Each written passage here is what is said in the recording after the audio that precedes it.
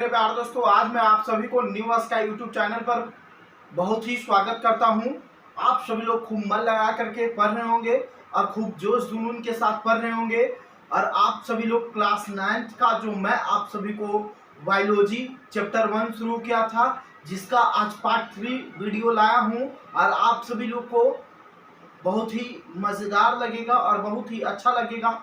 तो आप सभी लोग प्यारे दोस्तों इस वीडियो को लास्ट तक देखिएगा और अपने दोस्तों के पास ज़रूर शेयर कीजिएगा और सब्सक्राइब कीजिएगा। प्यारे दोस्तों, जैसा कि आप सभी को पता है कि मैं आपको क्लास चालू करने से पहले आपको कुछ बहुत ही मोटिवेशनल शायरी के साथ क्लास को शुरू करता हूं।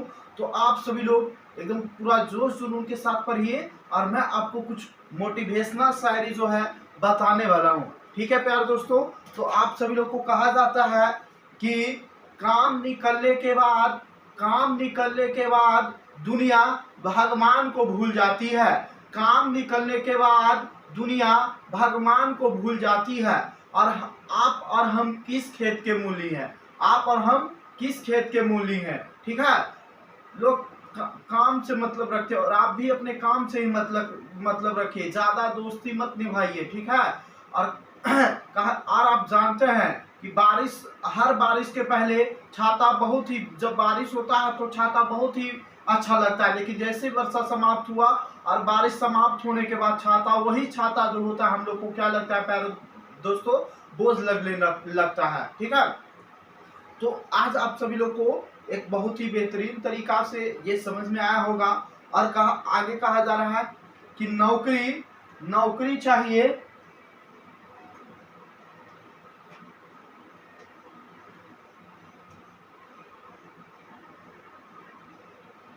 नौकरी चाहिए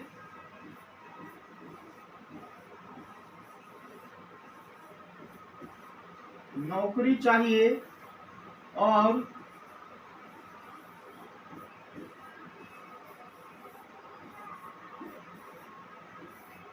छोकरी चाहिए।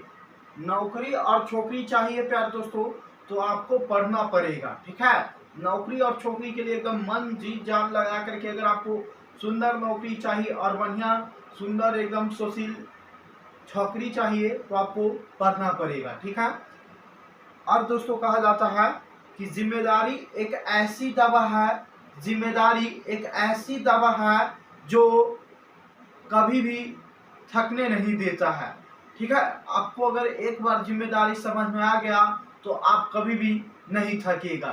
ठीक है प्यार दोस्तों, और चलिए मैं आप सभी को इसी मोटिवेशनल शायरी के साथ क्लास को पूरे जोश जुनून के साथ शुरू करता हूं। और आप सभी लोग इस वीडियो के अंत तक बने हुए रहिएगा। हम सभी लोग पढ़ लिए थे, यहाँ तक पढ़ लिए थे कि क्रोमोसोम डीएनए तथा प्रोटीन के बने होते हैं। और आपको कल क्लास में बताया था कि डीएनए के अणु में कोशिका का निर्माण व संगठन की आवश्यकता सूचनाएं होती है और डीएनए के क्रियात्मक इकाई को जीन कहते हैं। डीएनए की क्रियात्मक इकाई को क्या, डीएनए के क्रियात्मक खंड को या इकाई को क्या कहते हैं प्यारे दोस्तों?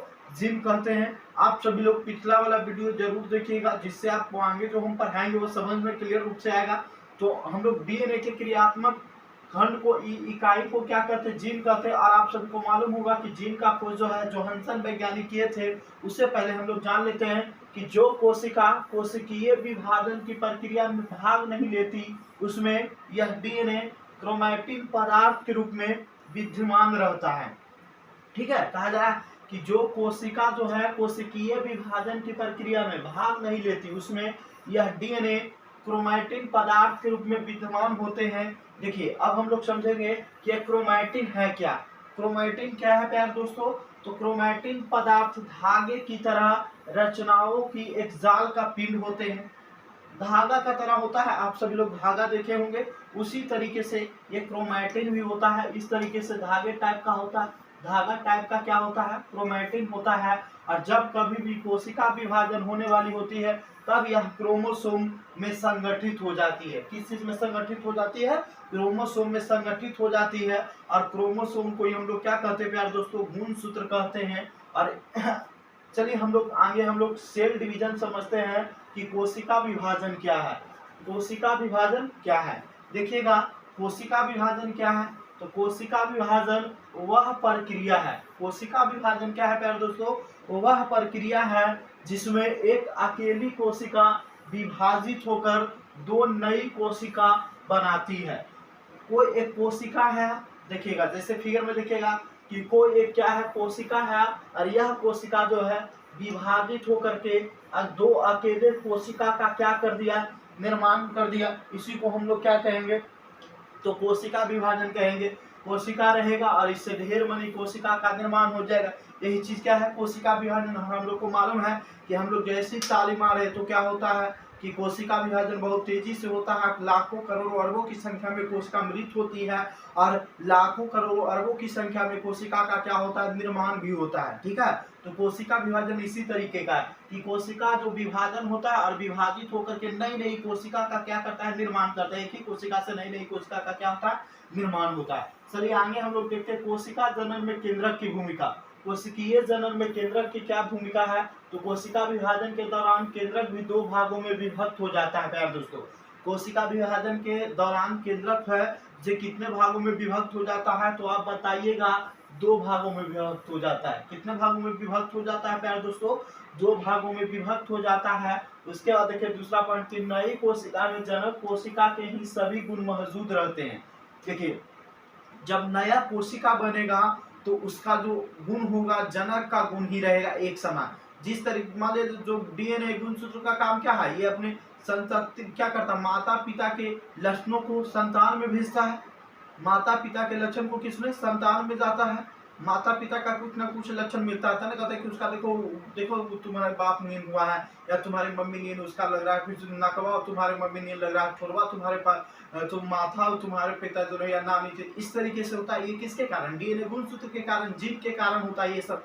ये क्या करता है कि आनुवांशिक गुणों को एक पीढ़ी दर पीढ़ी स्थानांतरित करने का काम करता है। तो नई कोशिका में जनन कोशिका के समान ही सभी गुण क्या रहेंगे, मौजूद रहेंगे, पाया जाएगा, इसमें कोई परिवर्तन नहीं होगा प्यारे दोस्तों। और यह कोशिका के विकास एवं परिपक्व को निर्धारित करता है, माने कि यह कोशिका को अच्छी तरीके से विकास होता है और अच्छी तरीके से एकदम तैयार कर देता है, पूर्ण रूप से परिपक्व कर देता है। ठीक है, और साथ ही सजीव कोशिका की रासायनिक क्रियाओं को भी निर्देशित करता है। जितना भी कोशिका में रासायनिक क्रिया हो रहा है ये सब को निर्देशित करने का काम करता है। और बैक्टीरिया जैसे कुछ जीव में केंद्रक झिल्ली नहीं पाए जाते, अतः कोशिका का केंद्रीय क्षेत्र बहुत कम स्पष्ट होता है। ऐसे अस्पष्ट केंद्रक क्षेत्र में केवल क्रोमैटिन पदार्थ होता है, ऐसे क्षेत्र को केंद्रक काय कहते हैं। ठीक है, जैसे बहुत सारा ऐसा जो जीव है जिसमें केंद्रक होता है जो नहीं पाया जाता, हम लोग पढ़े थे ना कि कोशिका है और कोशिका के बीच में क्या होता है, केंद्रक होता है, पढ़े थे कि नहीं। और इसमें जो गाढ़ा चिपचिपा इस तरीके से क्या होता है,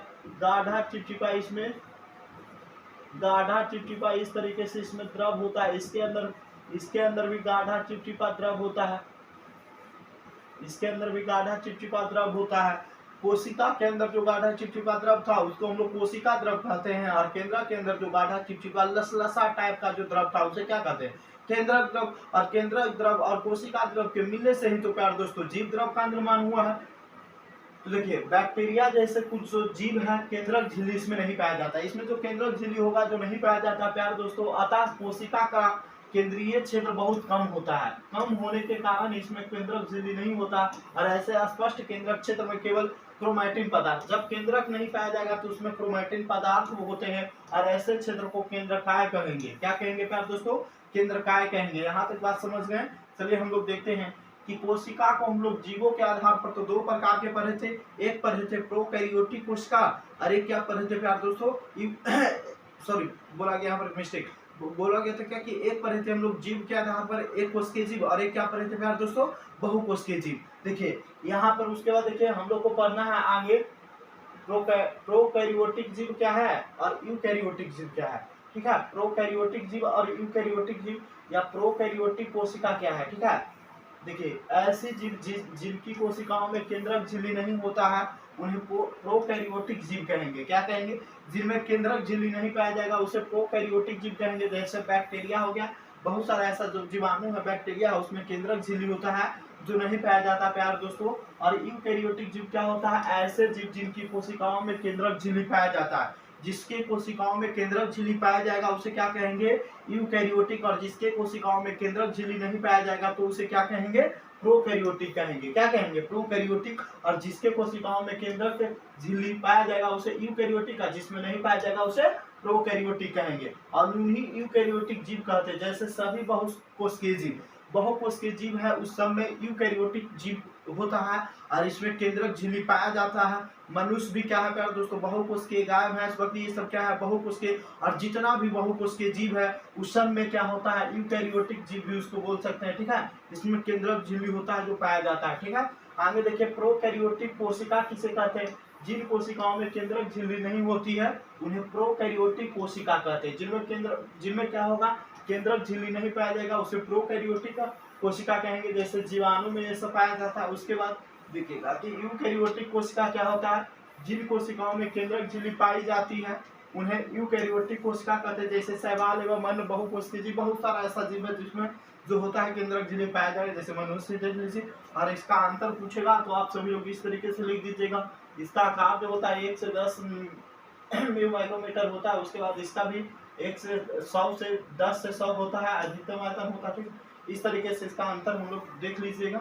अब देखिए, कोशिका द्रव हम लोग किसे कहेंगे। अभी हम आपको बताए थे कि कोशिका के अंदर जो द्रव भरा हुआ होता है, कोशिका के अंदर जो द्रव भरा हुआ होता है, कोशिका के अंदर जो गाढ़ा चिपचिपा द्रव भरा हुआ होता है उसी को हम लोग क्या कह रहे थे, कोशिका द्रव। और कोशिका द्रव के अंदर बहुत सारा चीज इसमें पहले तो सूक्ष्मदर्शी की मदद से देखा गया था।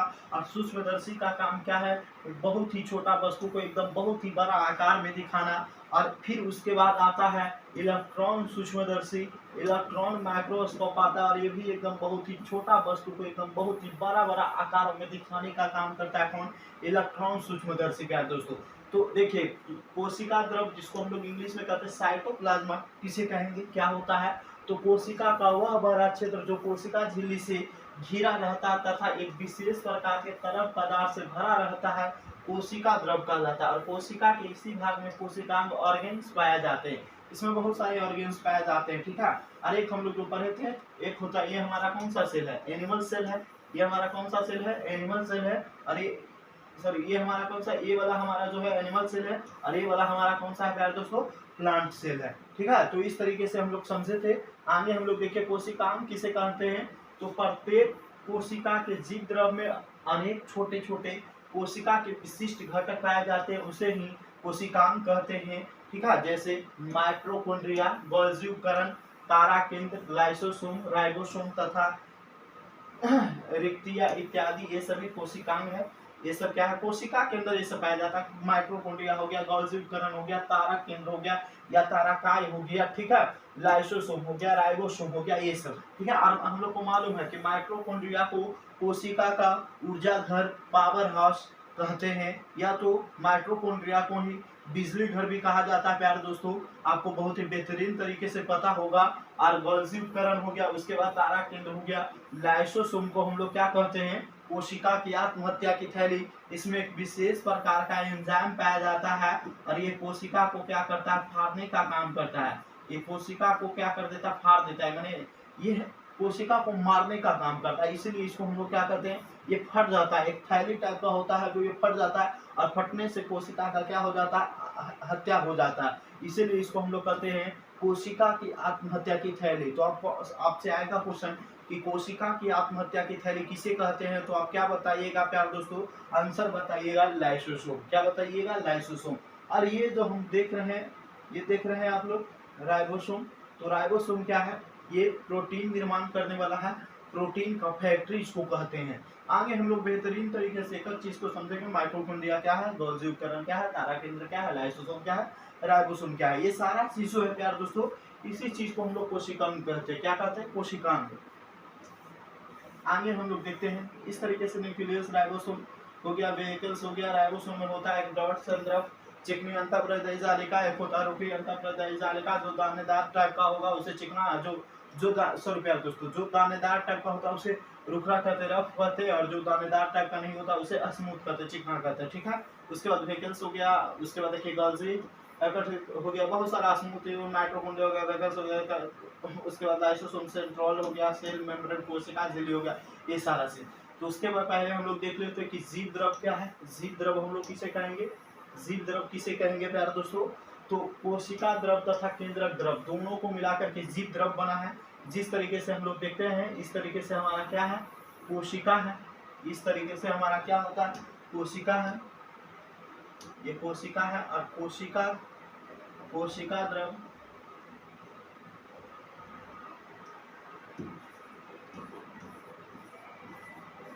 कोशिका है। इस तरीके से हम लोग का क्या होता है, कोशिका होता है। और आपको पता होगा कि बीच में जो होता है क्या पाया जाता है, केंद्रक पाया जाता है। बीच में क्या होता है, केंद्रक होता है। और केंद्रक में भी बहुत सारे छोटे छोटे एकदम द्रव टाइप का तरल पदार्थ पाया जाता है।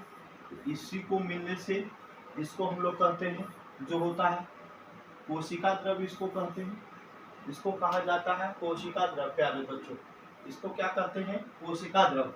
इसको हम लोग कहते हैं कोशिका द्रव। कोशिका के अंदर जो द्रव पाया जाएगा उसे क्या कहेंगे, कोशिका द्रव। और केंद्रक के अंदर जो द्रव पाया जाएगा, केंद्रक के अंदर जो द्रव पाया जाएगा उसे हम लोग क्या कहते हैं, केंद्रक द्रव।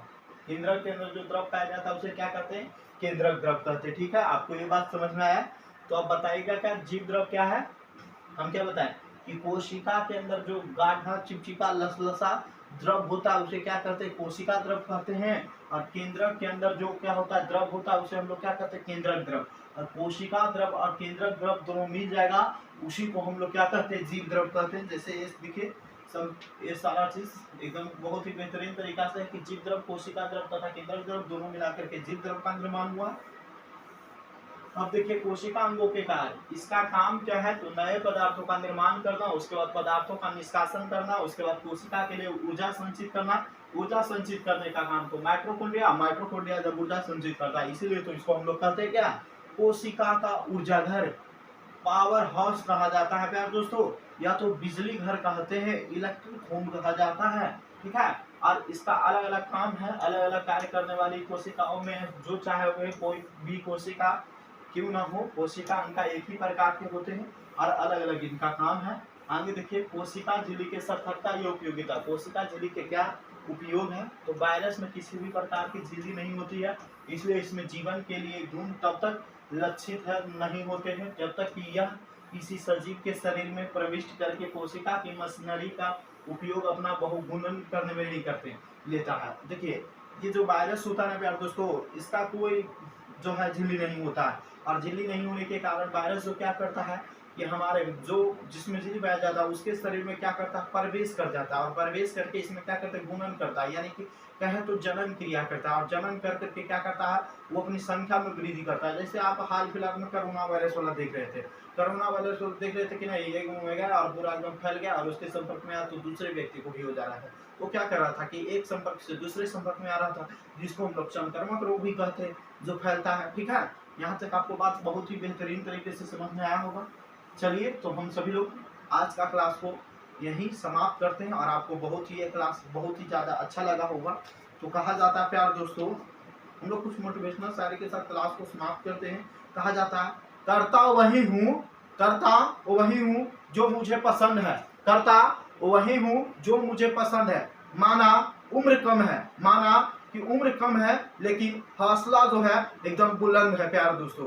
तो उम्र कम होने से ये पता नहीं चल सकता कि उस व्यक्ति के अंदर कितना ज्ञान है, कितना नॉलेज है। तो आप किसी को उम्र से तुलना मत कीजिएगा। ठीक है, तो आगे हम लोग बोलते हैं कि बोलते कि जब नादान थे तो रोज जिंदगी के मजे लेते थे, जब नादान थे तो रोज जिंदगी के मजे लेते थे, जब समझदार हुए तो जिंदगी रोज हमें मजा ले रही है प्यारे दोस्तों।